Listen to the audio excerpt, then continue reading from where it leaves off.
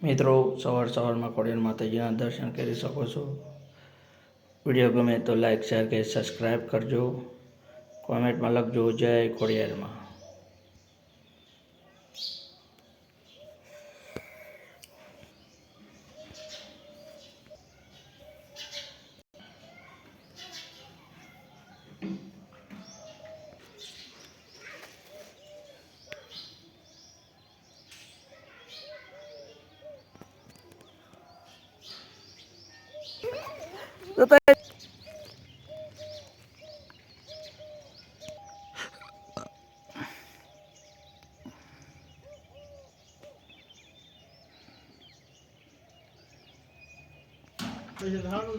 ના રોડ એવું હતું હા